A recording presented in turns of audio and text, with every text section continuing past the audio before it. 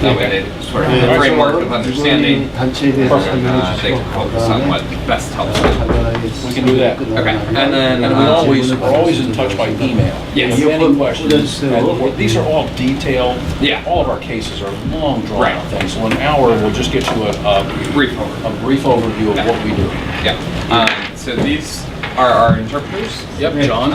John and me. And So they're going to be speaking into a small microphone while you guys are talking. So if you talk at just sort of a normal pace, that'll be fine. And then they'll translate any questions that you guys heard. so John and Lee are keeping track of that. Yeah. This is Ebb Chamberlain from the Ebb town of Windsor. Chamberlain. EB, Ebb Chamberlain.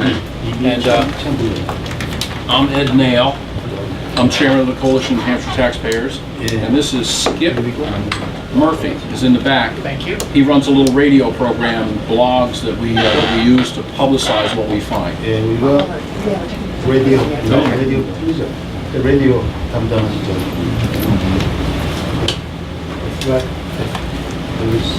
Okay, just reintroduce myself. Yes. My name is Ed Nail. I'm chairman Ed of. Nail, and he's This is Ebb, EB, Ebb Chamberlain. Ed Nail, Ed E.B. Chamberlain. 그리고 radio. Skip Murphy. Here we go. That's an older one. I'll take that one back, give you a fresh one. 옛날 거고요.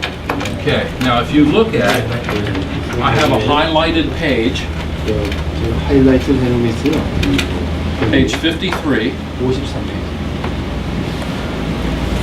Here we go. Okay. All right. This is our New Hampshire Constitution. Very, very old, one of the first ones in the country. 예, 미국에서 제일 처음에 제정된. And it has Article 8, accountability of magistrates and officers, public's right to know. All power 알 권리. originally in and being derived from the people. 예, 그래서 이 All magistrates and officers of governments are their substitutes and agents. That means they work for us, they like it or not. And at all times accountable to them. 모든 Government, therefore, should be open, 주민들에게 accessible, 공개하는 accountable, and responsive. 모든 일은 우리가 접근하는 To that end, the public's right of access to governmental proceedings and records shall not be restricted. 하는 일에 대해서 주민들이 Okay, so everybody has one of those. 받지 않고 Here's an older one in case someone else wants one. 보존하는 기록을 접근할 수 있어야 된다고 명시돼 있습니다. So our right to public documents is enshrined in our Constitution, and the legislature has designed laws 규정되어 있는 것입니다. called statutes, revised statutes, that tell you exactly how that law works. 어떻게 이 법이 And each statute, each part of the statute, 세밀하게 규정됩니다. has been litigated in court. So they have what's called annotations, and that'll be the court cases on each one. So if you say, right to attend a meeting might be Smith versus a town. 스미스 vs 타운이라는 그 판례가 Okay, 있어요. that's how we would do this. It's very simple. 공개되어야 된다는 그런 판례가 So we, 판례집으로 작성되어 나왔어요. as taxpayer activists, have a coalition of lots of different small government groups. We're called a center-right coalition. 센터 라이트. We work with, well, Right to Work. New Hampshire Right to Work is in this office. Veterans groups, school activists, constitutionalists. Some people are concerned with the Constitution. That's their main focus, that all elected officials follow the Constitution. And then we have our own 선출된 grassroots media 공무원들을 좀 through talk radio, blogs, and letters to the editor. And we occasionally, we make the papers. So every year in America, nationwide, we have Sunshine Week. And this is an article that was on the front page of this city's paper, and Ed was the star of the show. During Sunshine Week, most newspapers ask questions of elected officials to see what responses they get. So everybody gets to see, let's say, salaries of employees, something you may never think of. How many people in the city earn a certain amount of money? And how does that compare with the average? So during Sunshine Week, we usually get called and interviewed because we bring right-to-know cases to court. And we train people to be activists in right-to-know. Without right-to-know, you wouldn't have any ability to function within your government. If you said, I want to know what my town spent on this police department, if you didn't have a right to know, they would just tell you to go away. Every official knows that the court will usually strictly uphold the right to know law. So when we go prepared to win. So we have training sessions here. Eb Chamberlain lives in a small town named Windsor. And he suspected, along with some friends of his, people were paying a lot in property taxes, that not everyone was paying their fair share. So the Coalition of New Hampshire Taxpayers went and met with Ed and 4 or 5 other people, and we discovered that the selectmen, the governing body in that small town, was not charging property taxes, which are the main tax we pay in New Hampshire because we have no sales or income. They were not paying property tax. 22 of their friends and relatives had not paid property taxes in years. And we finally found, through a process of going through their records, that they were destroying the town's records every 10 years to hide that fact.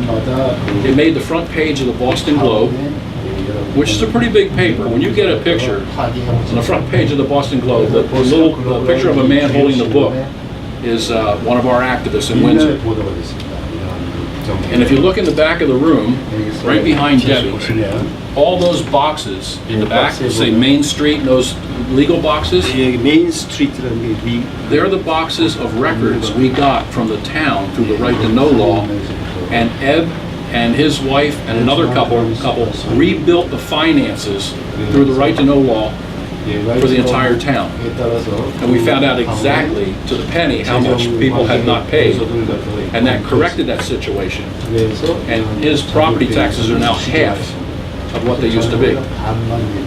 So when you look at that over a 20-year period, you know, that's a lot of money that you paid for someone else who wasn't paying. That was one of our biggest accomplishments. That's like catching lightning in a bottle. Whenever you begin to search for something like that, a lot of doors shut in your face. We found that the Department of Revenue Administration, who's supposed to oversee that, knew about it and took no action. Now they know we know. They know the Boston Globe knows. And we took them to court. And we won some of it, and we lost some of it, but we went to court, and it's essentially been resolved. There were no arrests. The state police came with 2 cruisers and took that many documents away to conduct an investigation. And as with many investigations that we start, when it involves municipal employees, state employees, government employees, they kind of stop before there's prosecution, if an investigation ever starts. So we are usually frustrated in that effort. So we've resolved to publicize what we do. And that's where Skip Murphy and Granite Rock and NH Insider and Gerard Large, these different radio programs, they know they're going to be on those programs, and that we will keep that information, like the Windsor information, for decades, and bring it back up and bring it back up. So if you're an elected official and you're going to plan to do something like that, you better know that we're going to catch you eventually and expose you. And that without the right to know law, and without it being in our Constitution, we'd never ever know. The other thing we have, there was a question directed our way about voter fraud. In New Hampshire, we have a primary, a presidential primary, which is very important in selecting the first group of people who will run for president.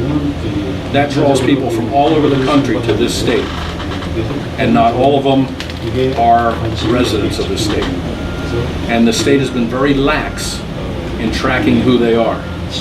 We have reported people over and over and over again. They prosecute 1 or 2 people. I'd estimate anywhere from 5,000 to 10,000 people in this state are regular voters and not residents. And we catch them and document them. And I'll show you what I'm talking about. This is the Philadelphia, Pennsylvania voting record of an attorney named Jared Stephen Cram. This is his 2002 2002년 financial disclosure and declaration of candidacy 예, 재무 기록이 to run for the New Hampshire House. 뉴햄셔 in the state. 하원의원으로 He's been voting in Pennsylvania since 1998. 펜실베니아에서 1998년으로 계속 He's been a registered voter. We have all the documents of this man transferring from county to county as he moved from 1998 to 2014. He's a regular voter and a Democrat activist in Pennsylvania. He came here in 2002 to his parents' home and ran for office while being registered in another state. The perjury clause here says, under the penalty of perjury, I swear that I've been a resident of this state. And where were you last registered? He actually puts Pennsylvania. In his Pennsylvania declarations of changing address, where were you last registered? He doesn't put New Hampshire, he puts another town in Pennsylvania. So the Secretary of State's office knows this, the Attorney General's office knows this. I'll give you a chance to catch up. Okay. And they took no action. So we've turned him into, he's an attorney, we turned him into Bar Association. I'll turn him into the Philadelphia District Attorney for that county, and to the bank where he works, TD Bank. Because we're not lying about this gentleman, we can do anything we want, and he is not going to reply. So he's an attorney. We have all these documents without the right to know law in this state and the other states. We would have nothing.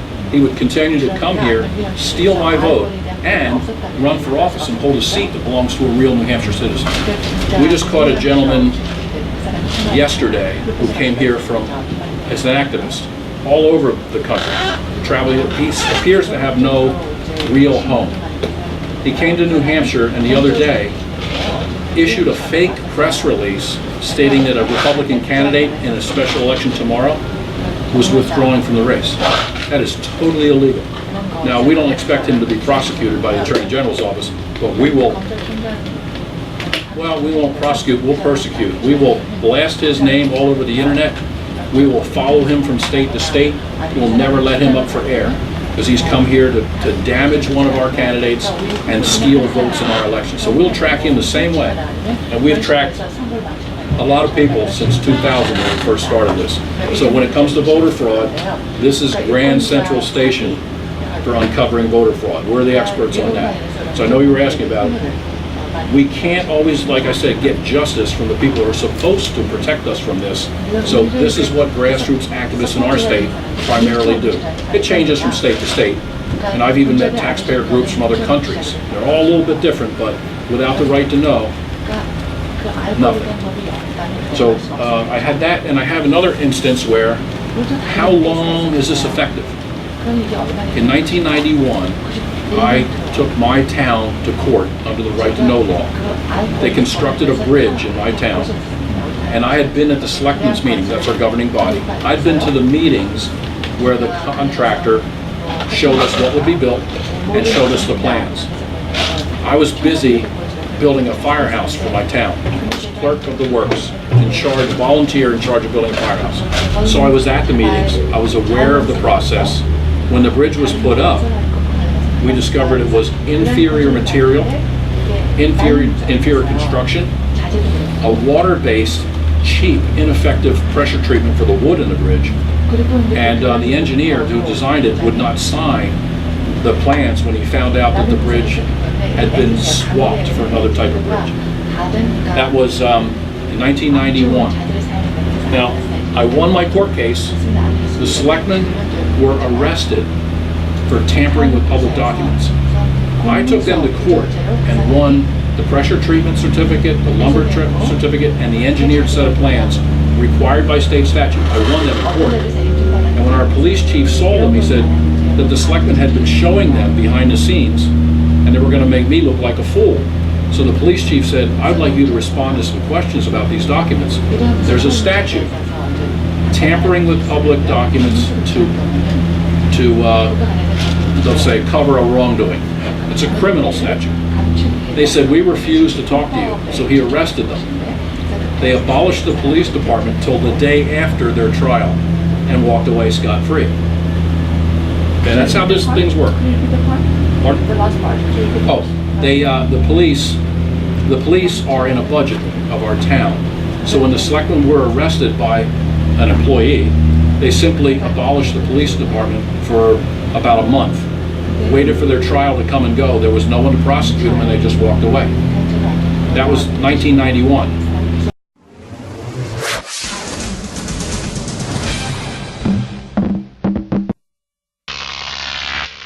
Croc TV.